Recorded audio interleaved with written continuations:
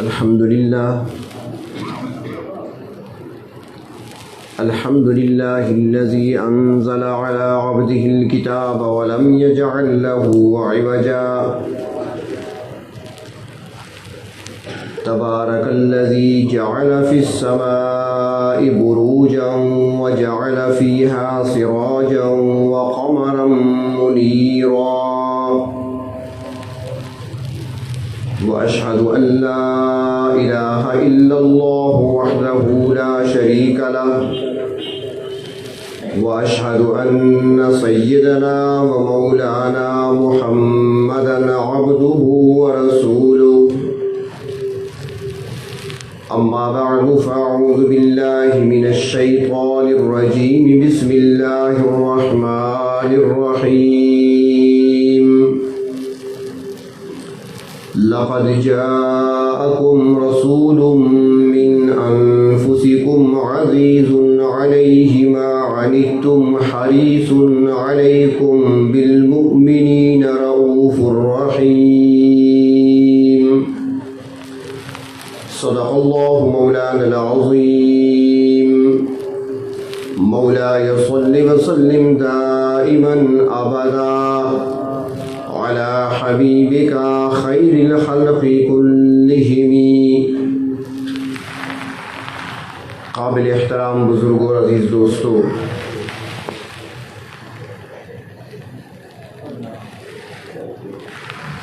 جامع مسجد عاصم میں عالمی مجلس تحفظ ختم نبوت کے زیر اہتمام سالانہ تقریب میں اور آپ حاضر ہیں. اللہ تبارک و تعالی ہماری اس حاضری کو اپنی بارگاہ میں قبول فرمائے. چونکہ اس مہینے میں سیرت طیبہ کے عنوان سے جلسوں کا ایک تسلسل ہوتا ہے، تو اس کے لیے مختلف عنوانات ترتیب دیے جاتے ہیں، اور کوشش یہ ہوتی ہے کہ ترتیب کو ملحوظ خاطر رکھا جائے. تو اسی نسبت سے گزشتہ سے پیوستہ شب جامع مسجد حنفیہ میں حاضری ہوئی. جو آیت ابھی آپ کے سامنے تلاوت کی ہے، وہاں پر بھی اسی آیت کو تلاوت کر کے اپنی گفتگو کا آغاز کیا تھا، لیکن بات مکمل نہ ہو سکی. جب وقت دیکھا تو کافی گزر چکا تھا، تو درمیان میں ہی بات کو چھوڑتے ہوئے وہاں پر عرض کر دیا تھا کہ جو حصہ رہ گیا وہ جامع مسجد عاصم میں بروز جمعہ آپ کی خدمت میں پیش کیا جائے گا.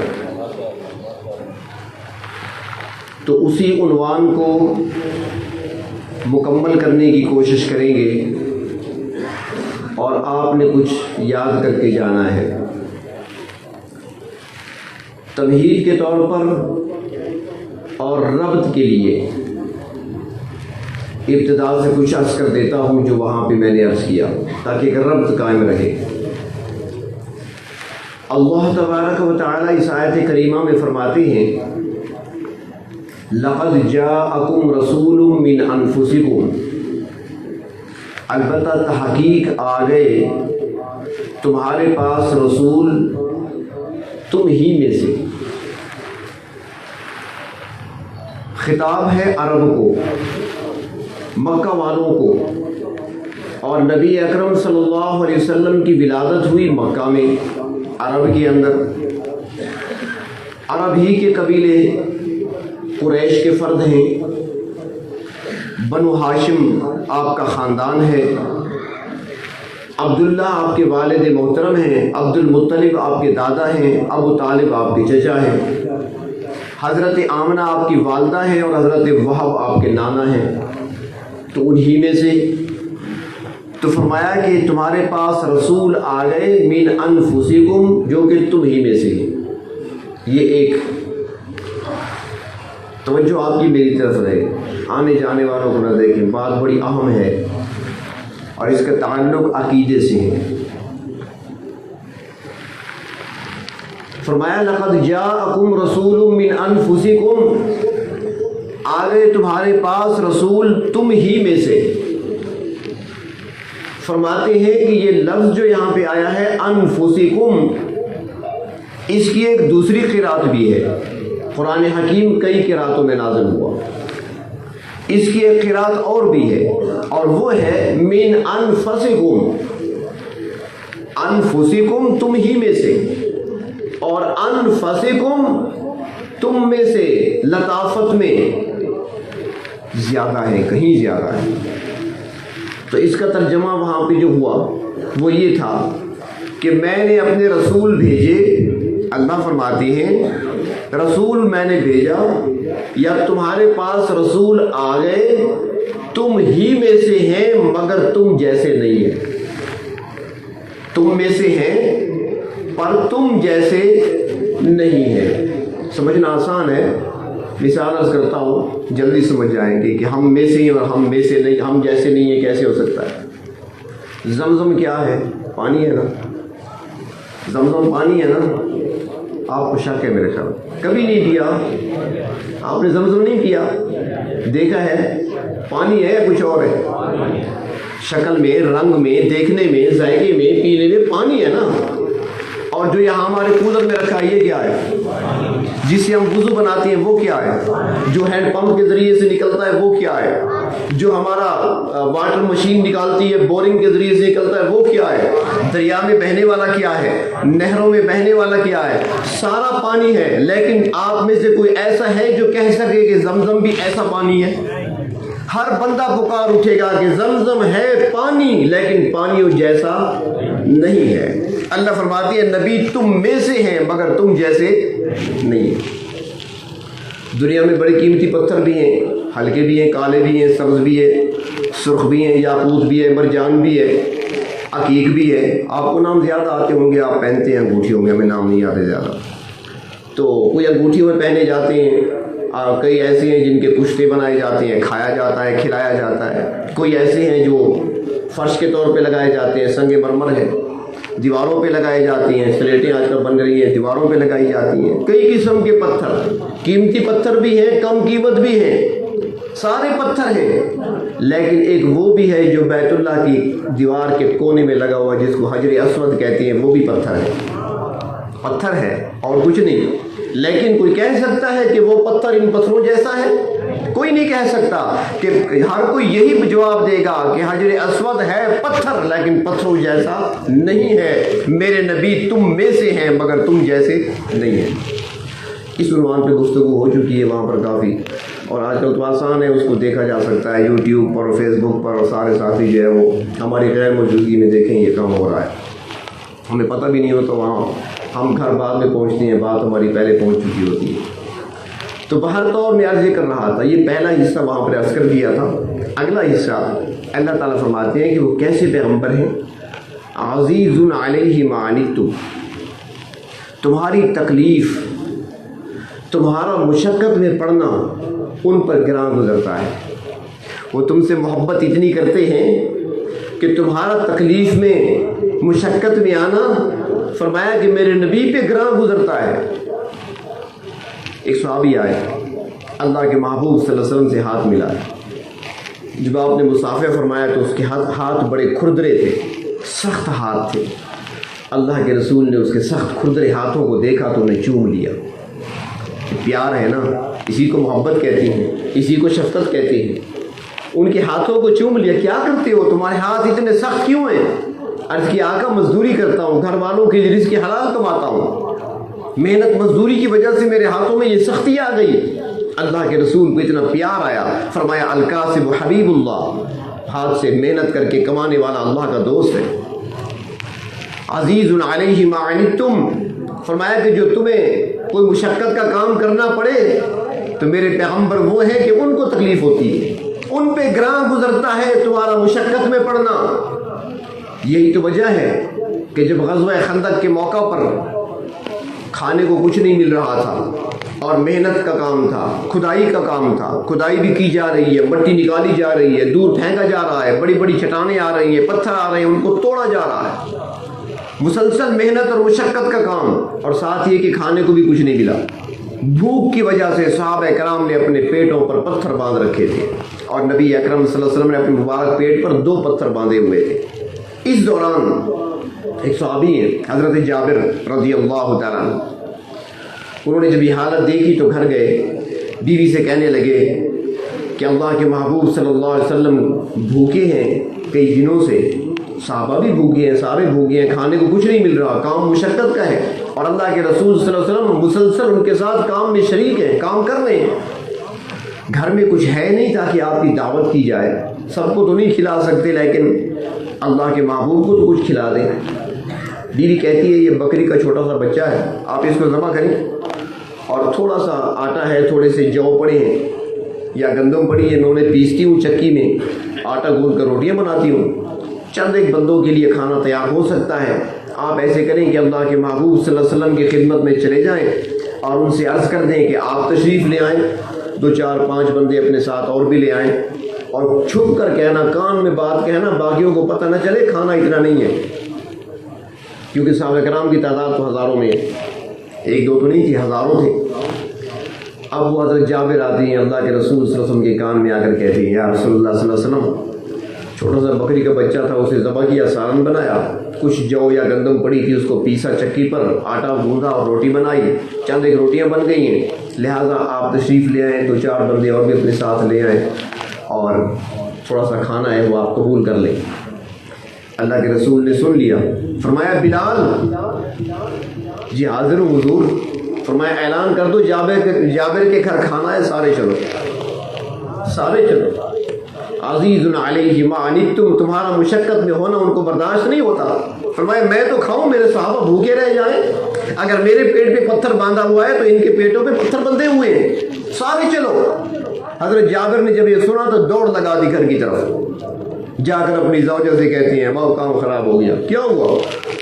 تم نے کہا تھا نا کہ آہستہ بات کرنا، میں نے تو آہستہ سے بات کر لی، لیکن آپ نے تو اعلان کر دیا، بلال سے کہا کہ اعلان کر دو سارے آئیں۔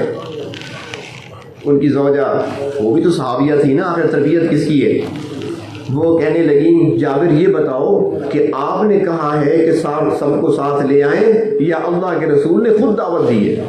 فرمایا میں نے نہیں کہا، آپ نے خود کہا۔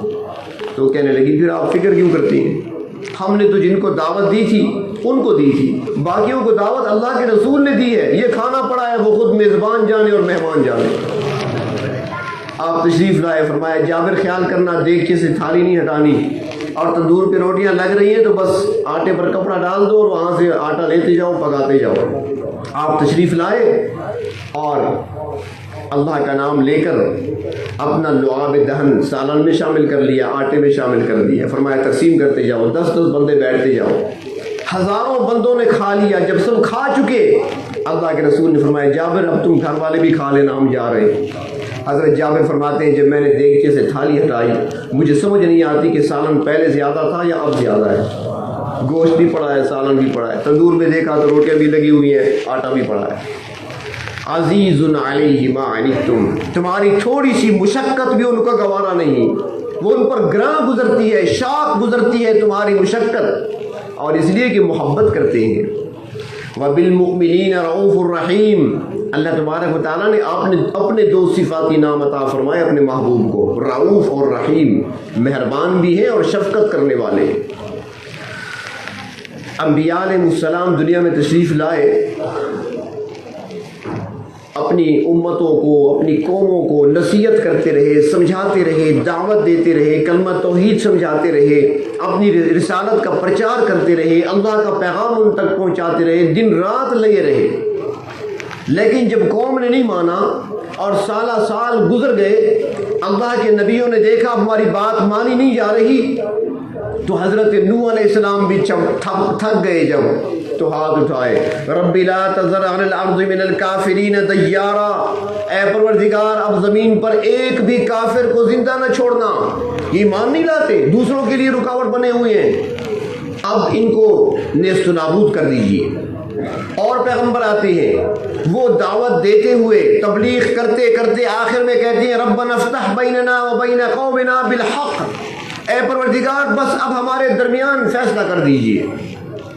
اور نبی آتی ہیں، وہ محنت کرتے رہے، آخر کار وہ اپنی قوم کے لیے ہاتھ اٹھاتے ہیں، رب نجنی من القوم الظالمین، اللہ مجھے نجات دے دے ان ظالموں سے.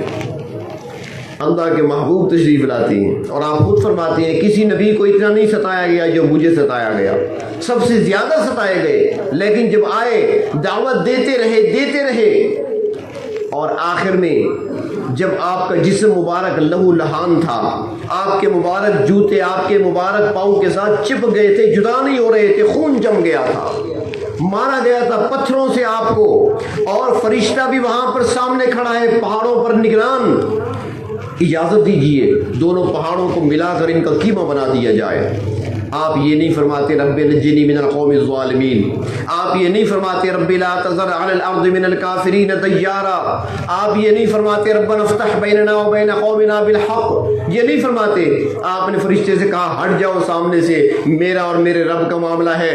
سجدے میں گر جاتے ہیں اور پکار کر کہتے ہیں اللہم اہد قومی انہم لا یعلمون، اے اللہ ان کو ہدایت دے دیجیے. بد دعا نہیں فرماتے، بد دعا نہیں کرتے، ان کی ہلاکت کی بد دعا نہیں کرتے، اللہ ان کو ہدایت دے دیجئے، انہوں نے مجھے پہچانا نہیں ہے ابھی تک. تو شفقت فرمایا وبالمؤمنین رؤوف الرحیم، شفقت اور مہربانی. اور کیسی شفقت؟ ایک حدیث شریف میں آتا ہے ایک مرتبہ تلاوت کرتے ہوئے نبی اکرم صلی اللہ علیہ وسلم نے قرآن پاک کی آیت کو پڑھا. حضرت ابراہیم علیہ السلام نے دعا کے لیے ہاتھ اٹھائے ہوئے ہیں اور دعا کر رہے ہیں، اے میرے پروردگار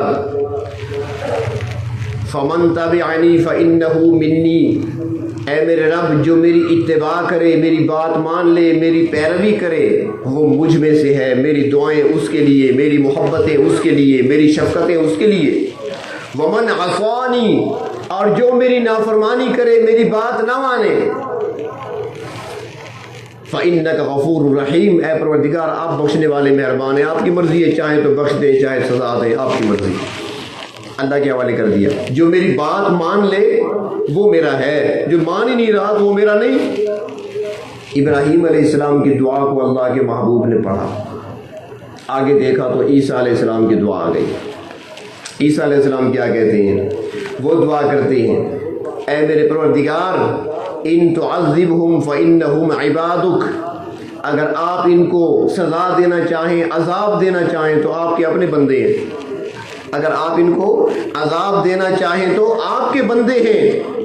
وَإِن تَغْفِرْ لَهُمْ، اور اگر آپ ان کو معاف کر دیں وہ بھی آپ کر سکتے ہیں، آپ سے پوچھنے والا تو کوئی ہے ہی نہیں. یعنی وہ بھی اللہ کے سپرد کر دیا. اللہ کے محبوب نے دیکھا کہ ابراہیم علیہ السلام نے بھی اپنی امت کو اللہ کے سپرد کر دیا. اللہ چاہے تو عذاب دیں چاہے سزا دیں. عیسیٰ علیہ السلام کہتے ہیں اللہ چاہے تو عذاب دیں چاہے تو سزا دیں. اللہ کے نبی نے جب یہ پڑھا آپ کی آنکھوں سے آنسو آ گئے، آپ رونا شروع ہو گئے اور آپ کی زبان مبارک سے ایک ہی جملہ نکل رہا تھا امتی امتی امتی. اللہ گناہگاروں کو تیرے خلیل نے بھی چھوڑ دیا، گناہگاروں کو روح اللہ عیسیٰ نے بھی چھوڑ دیا. اللہ میری امت میں سے چاہے گناہگار ہیں تو میرے امتی، میں تو کسی کو نہیں چھوڑ سکتا. رونے لگ گئے. جبریل امین کو اللہ نے بھیجا، جبریل جلدی سے جاؤ میرے محبوب سے جا کر پوچھو کیوں رو رہے ہو، آپ کی آنکھوں میں آنسو ہم سے برداشت نہیں ہوتے. آپ تو اوپر جب دیکھتے ہیں تو ہم قبلہ بدل دیتے ہیں، ہم آپ کی خواہش کو پورا کر دیتے ہیں. تو آج آپ کی آنکھوں میں آنسو، یہ ہمیں گوارا نہیں ہے. آپ کو رونا کس بات پہ آیا؟ حضرت جبریل امین آ کر عرض کرتے ہیں اللہ کے محبوب رب تعالیٰ سلام کہہ رہے ہیں، پوچھتے ہیں کہ رونا کیوں ہے، آپ رو کیوں رہے ہیں؟ آپ نے فرمایا مجھے امت کا غم ہے، اپنی امت کے لیے رونے لگا ہوں. میں نے دعائیں پڑھی ہیں حضرت خلیل کی، حضرت عیسیٰ کی.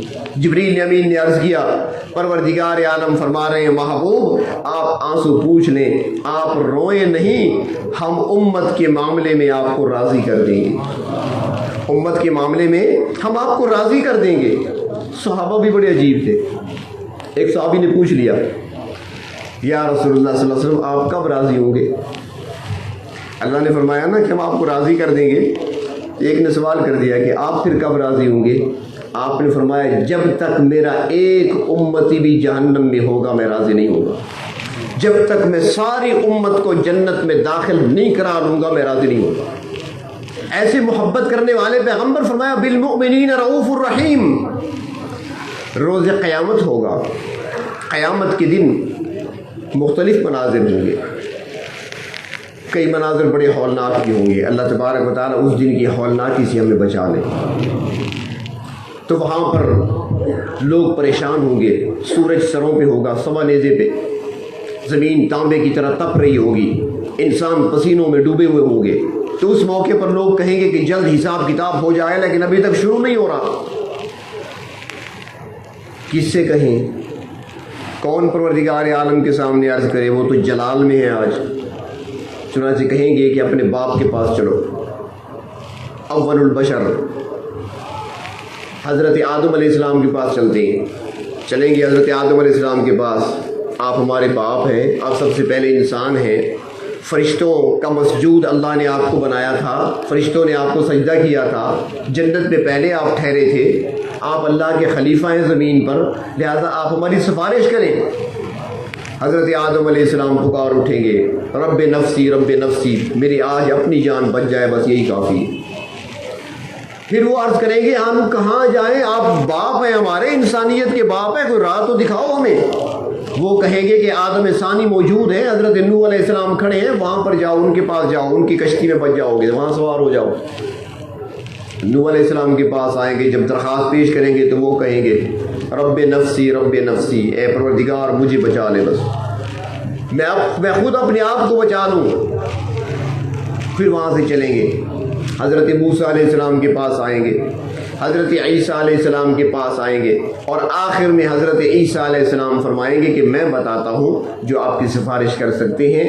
ایسے کرو کہ اللہ کے محبوب کے پاس چلے جاؤ، جناب محمد الرسول اللہ صلی اللہ علیہ وسلم کی خدمت میں حاضر ہو جاؤ، وہ آپ کی سفارش کر سکتے ہیں، آج ان کے علاوہ کوئی نہیں کر سکتا. چنانچہ سارے روتے ہوئے آئیں گے، چیختے چلاتے ہوئے آئیں گے. اللہ کے محبوب فرمائیں گے کیا ہوا؟ عرض کریں گے سفارش کیجئے کہ رب تعالیٰ حساب و کتاب شروع کرے.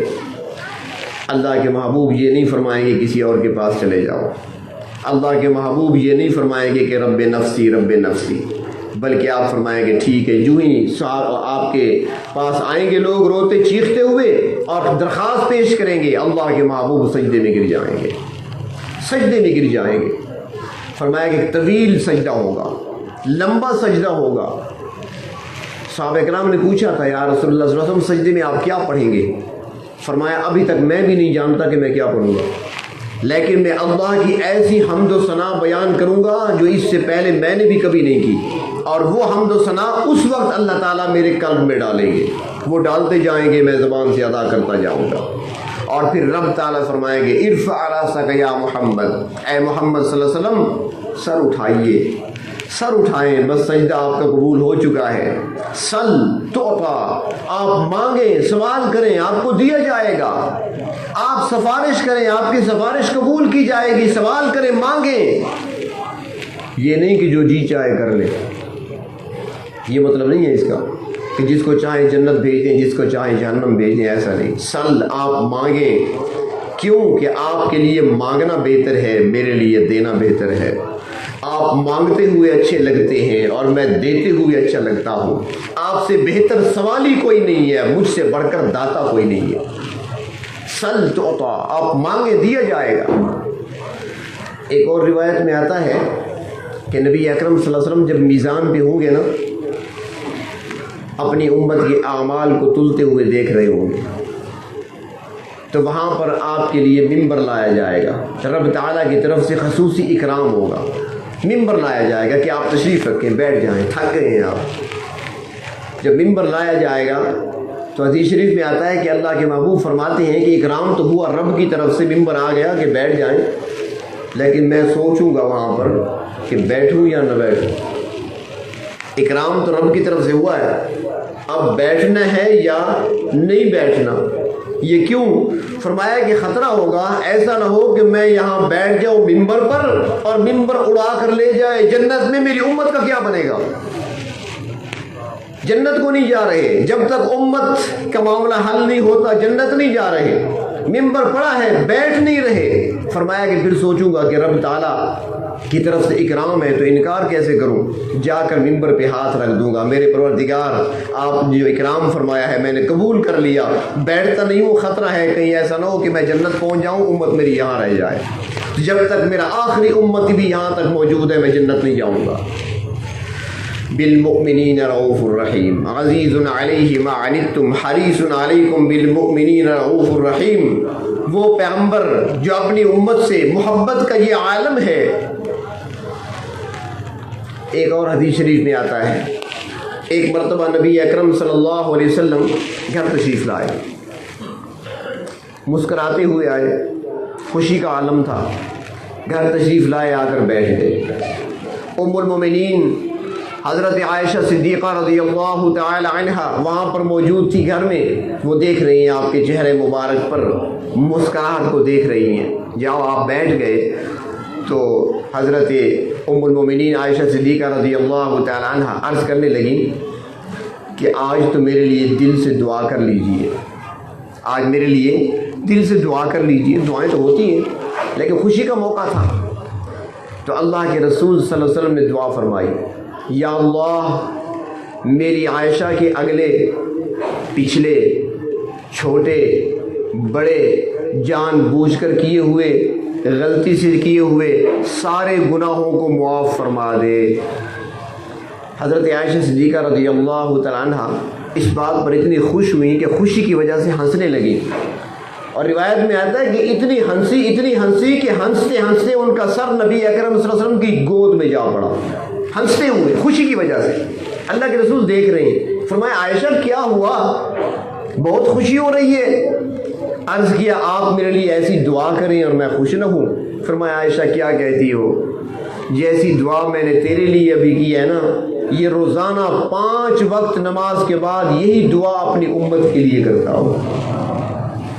عزیز علیہ ما عنتم حریص علیکم بالمؤمنین رؤوف الرحیم، شفقت اور محبت، ایسی محبت اور ایسی شفقت کہ جو شاید کسی امت نے نہ پائی ہو اپنے نبی میں اپنے لیے، جو اس امت کے حصے میں آئی ہے۔ اللہ تبارک و تعالیٰ نے ایسے پیغمبر ہمیں عطا فرمائے، لیکن ذرا ہم بھی تو سوچ رہے نا ہم نے کیا دیا؟ ہم نے سوائے آپ کو دکھ کے اور کچھ نہیں دیا، ہم نے ہر موقع پر آپ کو دکھ ہی دیا ہے، ہم نے ہر موقع پر آپ کو پریشان ہی کیا ہے، چاہے وہ ہماری خوشی کا موقع ہو، چاہے وہ ہمارے غم کا موقع ہو۔ اور جو ایسا موقع آتا ہے پھر بہانے بنا لیتے ہیں، جی کیا کریں، بچے نہیں مانتے، برادری نہیں مانتی، پڑوسی نہیں مانتے، گھر والے نہیں مانتے، بیوی نہیں مانتی، کوئی کہتا ہے مجبور ہو گیا تھا، مجبوراً کر لیا یہ کام۔ تو یہ بہانے دنیا میں چل جاتے ہیں، اللہ کے ہاں یہ بہانے نہیں چلیں گے۔ دنیا کے باقی معاملات میں تو مجبور نہیں ہوتے، جہاں پر یہ مسئلہ آتا ہے پھر مجبور ہو جاتے ہو، اللہ رسول کو ناراض کر دیتے ہو۔ آج ہر معاملے میں ہم نے دکھ پہنچایا ہے۔ ہندوستان کا ایک شاعر گزرا ہے مرزا قتیل، اور تخلص اس کا بے دل تھا، مرزا قتیل مشہور شاعر ہے۔ تو اس نے ایک نعتیہ کلام لکھا، بڑا اچھا تھا، وہ چھپا ہندوستان میں، اور کسی طریقے سے وہ چھپا ہوا کلام اس کا ایران جا پہنچا، وہ فارسی میں تھا اور ایران کی زبان فارسی ہے۔ تو وہاں پر ایک شعر و شاعری کا ذوق رکھنے والا ایک شخص تھا جس نے یہ کلام پڑھا تو بڑا حیران ہوا اور اس نے بڑا پسند کیا۔ اس کے دل میں یہ خیال آیا کہ میں ضرور اس شخصیت کی ملاقات کروں گا جس نے یہ کلام لکھا ہے، یقیناً بہت بڑی شخصیت ہے یہ۔ چنانچہ وہ ایران سے چلا، ملاقات کے لیے آیا، ہندوستان پہنچا، دہلی آیا، یہاں آ کر پوچھا کہ میں نے مرزا قتیل سے ملنا ہے، کہاں ملے گا؟ کسی نے بتایا کہ یہ اس کا گھر ہے۔ وہاں گیا تو پتہ چلا کہ وہ اس وقت حجام کی دکان پہ ہے، ذرا آگے چلے جاؤ، اگلے موڑ پہ دکان ہے حجام کا، وہاں پہ ہوگا۔ تو یہ وہاں پہنچ گیا، بڑا شوق تھا، ملنے کے لیے آیا تھا، زیارت کے لیے آیا تھا۔ جب یہ وہاں پہنچا دیکھا تو وہ حجام کی دکان پر کرسی پہ بیٹھا ہوا اپنی داڑھی مڑوا رہا ہے، اس طرح چل رہا تھا داڑھی پر۔ جب اس نے پوچھا کہ بھئی کیا یہی مرزا قتیل ہے؟ انہوں نے کہا جی یہی مرزا قتیل ہے۔ اس نے دیکھ کر اسے کہا کہ ریشمی خراشی، ریشمی تراشی، داڑھی مڑوا رہے ہو؟ بڑا حیران ہوا، استعجاب کی حالت میں، حیرت کی حالت میں پوچھا کہ بھئی اتنا بڑا شاعر اور اس کا یہ کلام اور یہ نعتیں اور یہ باتیں اور عمل یہ، اسے کہا داڑھی مڑوا رہے ہو؟ تو اس نے بھی مڑ کر دیکھا اسے اور اسے جواب دیا کہ اپنی داڑھی منڈوا رہا ہوں، کسی کا دل تو نہیں دکھا رہا۔ داڑھی تو منڈوا رہا ہوں، کسی کا دل تو نہیں دکھا رہا۔ اس ایران سے آئے ہوئے اس مسافر نے فوراً کہا کہ آپ ٹھیک کہتے ہیں کہ ہندوستان کے کسی فرد کا آپ دل تو نہیں دکھا رہے، لیکن یہ بھی سوچا ہے کہ مدینے والے کے دل پر تم اس طرح چلا رہے ہو۔ دل تو وہاں ان کا دکھ رہا ہے، کسی اور کا دل تو نہیں دکھا رہے تم، جس کے بارے میں انہوں نے فرمایا تھا کہ یہ وہ سنت ہے جو صرف میری نہیں بلکہ ہر نبی کی سنت ہے، جس کے بارے میں اللہ کے محبوب نے فرمایا تھا کہ ہر نبی کی سنت ہے۔ اور میرے آقا صلی اللہ علیہ وسلم جسے روزانہ باقاعدہ تیل بھی لگایا کرتے تھے، کنگھی بھی کیا کرتے تھے، اور انہی بالوں کو تم خراش خراش اور تراش تراش کر گندی نالیوں میں پھینک دیتے ہو، ابھی کہتے ہو کسی کا دل تو نہیں دکھا رہا میں۔ اس سے بڑھ کر جرم کیا ہو سکتا ہے؟ آج میں صورت اور یہ بات ایک عرض کر دوں کہ اللہ تبارک و تعالیٰ نے کائنات میں سب سے زیادہ حسین کسے بنایا انسانوں میں سے؟ سارے جانتے ہیں، میں نہیں کہتا، آپ خود کہیں۔ سب سے زیادہ حسین کون ہے اس کائنات میں انسانوں میں سے؟ تو کیا ان کا حسن داڑھی کے ساتھ تھا یا داڑھی کے بغیر تھا؟ یا تو کہہ دیں داڑھی کے بغیر حسین لگتے تھے۔ اگر سب سے زیادہ حسین وہ تھے جن کی داڑھی تھی چہرے پر، تو کیا ہم داڑھی رکھوا کر اور داڑھی کے بال بڑھا کر کیا ہم حسین نہیں لگیں گے؟ کیا ہم بدصورت لگیں گے؟ یہ کیسا نظریہ ہم نے بنا لیا؟ انسان کو اللہ تبارک و تعالیٰ نے، مردوں کو اللہ نے حسن دیا ہے داڑھی کے بالوں سے، عورت کو اللہ نے حسن دیا ہے سر کے بالوں سے۔ جس طرح عورت کا حسن سر کے بالوں میں ہے، مرد کا حسن داڑھی کے بالوں میں ہے۔ تو لہٰذا اس سنت کو بھی پورا کرنا ہے، صرف سننا سنانا کافی نہیں ہوتا۔ عبد الحلیم کو سن کر اور حلیم کھا کر چلے جانا یہ صرف کافی نہیں ہے، بلکہ کچھ عملی صورت بھی ہونی چاہیے۔ بلکہ آج کا پروگرام جو ہے میرے خیال میں سارا انتظام کرنے والے ہمارے راشد علی ہیں۔ راشد علی، سب سے پہلے آپ کی ہونی چاہیے پوری، اگلے پروگرام تک مکمل ہوگی نا؟ وعدہ ہے؟ ٹھیک ہے، آپ کو دیکھ کر پھر دوسرے اتباع کریں گے۔ تو میں عرض یہ کر رہا تھا کہ ہم نے کیا دیا، اللہ کے محبوب نے کتنی محبت رکھی ہے ہم سے کہ دنیا سویا کرتی تھی، راتوں کو اٹھ اٹھ کر امت کے لیے دعائیں کیا کرتے تھے، راتوں کو اٹھ اٹھ کر امت کے لیے رویا کرتے تھے۔ دنیا کی زندگی میں یہی تھا، اور قیامت کے دن بھی آپ کو فکر امت کی ہوگی، اور آخری امتی کے جنت جانے تک آپ پریشان ہی رہیں گے، اور دنیا میں بھی آپ امت کے لیے پریشان رہے، کیونکہ بالمؤمنین رؤوف الرحیم جو بنے، اللہ تعالیٰ نے رؤوف الرحیم جو بنایا تھا، لیکن ہم نے آپ کو ہمیشہ دکھ دیا ہے، آپ کی سنتوں کی خلاف ورزی کر کے، آپ کے احکامات کو توڑ کر، آپ کے طریقوں کو توڑ کر ہم نے دوسروں کو تو خوش کیا ہے، اللہ کے محبوب کو ہم نے ہمیشہ ناراض کیا ہے۔ کون سا ایسا موقع ہے، چاہے وہ خوشی کا موقع ہو، چاہے وہ غم کا موقع ہو، کوئی بھی موقع آئے، ہم نے ہمیشہ اپنی مرضی کی ہے، اللہ کے محبوب کی مرضی کو ہم نے پس پش ڈالا ہے۔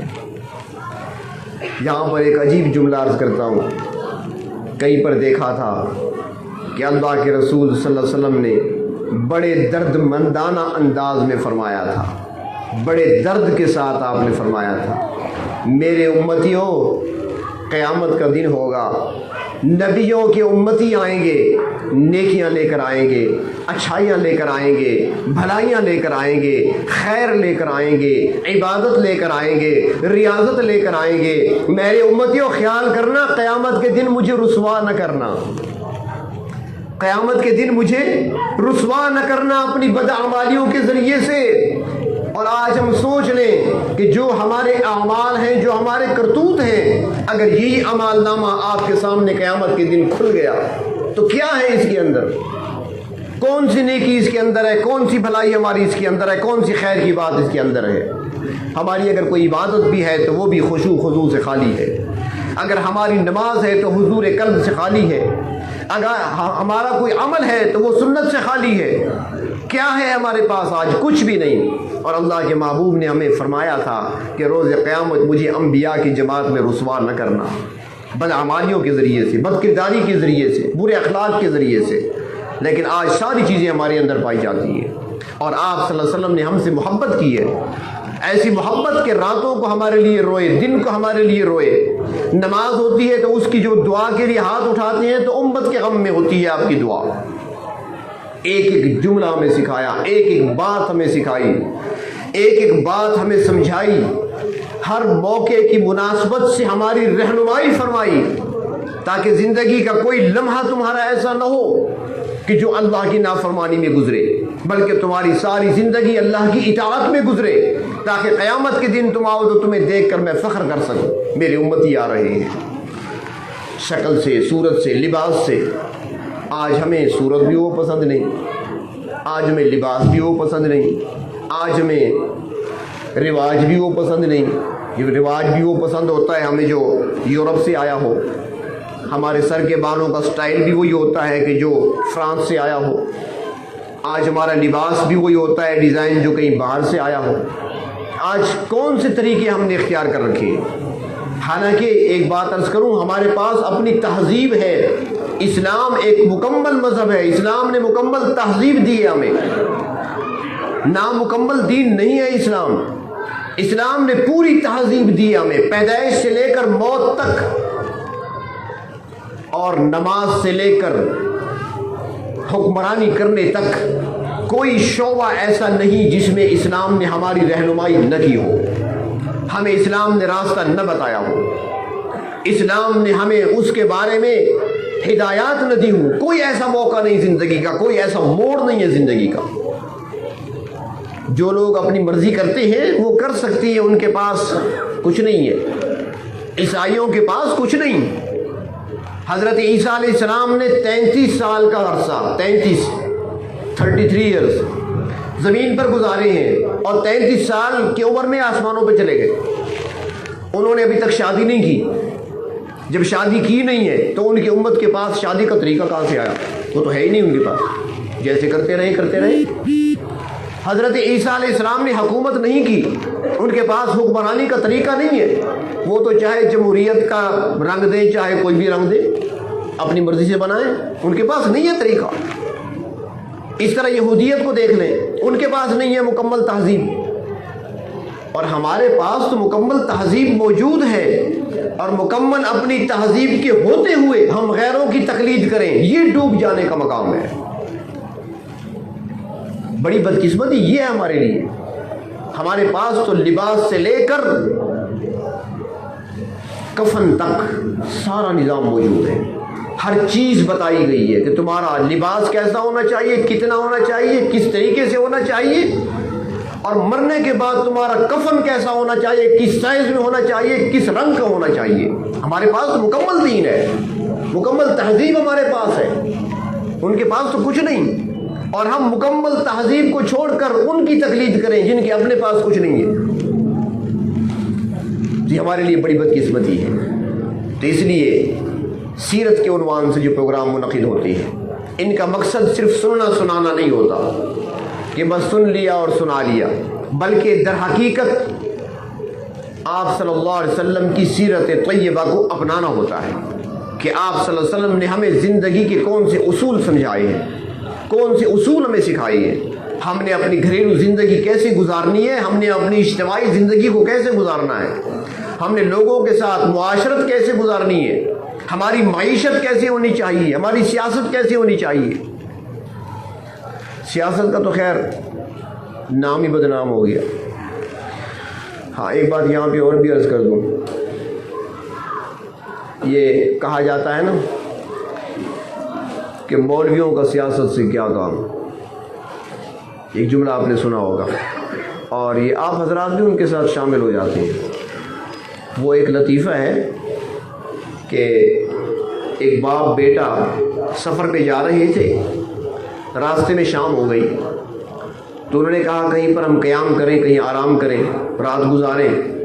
تو ان کو ایک فقیروں کی ایک خانقاہ سمجھ لیں، سرائے سمجھ لیں، وہ نظر آ گئی۔ انہوں نے کہا یہاں چلے جاتے ہیں۔ وہاں چند فقیر بیٹھے تھے، یہ چلے گئے، باپ بیٹا کہنے لگے کہ اگر اجازت ہو تو ہم رات یہاں گزار لیں، ہم سفر پہ جا رہے تھے، رات ہو گئی، اندھیرا ہو گیا، آگے سفر جاری نہیں رکھ سکتے، اگر آپ اجازت دیں تو ہم رات گزار لیں۔ تو انہوں نے کہا ٹھیک ہے ٹھہر جائیں۔ ان کے پاس گدھا بھی تھا، انہوں نے گدھے کو باہر باندھ دیا، خود اندر چلے گئے۔ وہ صحن میں بندھا ہوا تھا، یہ اندر چلے گئے۔ ان فقیروں نے مشورہ کیا کہ یار مہمان آئے ہیں، باپ بیٹا ہیں، اور پتہ نہیں کہاں سے آ رہے ہیں، اب بری بات ہے کہ ان کو بغیر کچھ کھلائے پلائے سلا دیں، مزہ نہیں آئے گا، کچھ تو کھلانا چاہیے، لیکن کھلائیں کیا، ہمارے پاس تو کچھ ہے ہی نہیں، ہم تو خالی ہاتھ خالی پیٹ بیٹھے ہیں، خود بھوکے ہیں، ان کو کیا کھلائیں۔ ایک نے کہا ٹھہرے میں باہر چکر لگا کے آتا ہوں۔ ایک فقیر اٹھا، باہر چلا گیا، واپس آیا، ساتھیوں سے کہنے لگا مزے کی بات بتاؤں۔ انہوں نے کہا کیا؟ انہوں نے کہا ان کے پاس گدھا بھی تھا۔ اس نے کہا وہ کہاں ہے؟ اس نے کہا باہر بندھا ہوا ہے۔ اس نے کہا چپکے سے جاؤ، اسے بیچ دو اور اس کے بدلے روٹیاں اور کھانے وانے لے کر آ جاؤ۔ وہ چلا گیا، اس نے گدھا بیچ دیا۔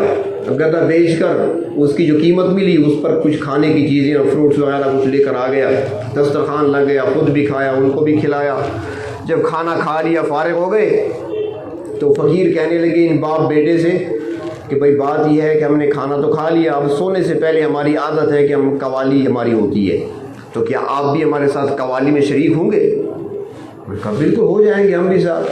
اب قوالی شروع ہوئی۔ پھر آپ نے دیکھا ہوگا نا قوالی میں پھر ایک جملہ بار بار کہتے ہیں، ایک لفظ جملہ ہوتا ہے نا، وہ بار بار کہتے ہیں، بار بار کہتے ہیں، پھر اگلا جملہ پڑھا اور پھر اسی جملے کو بار بار۔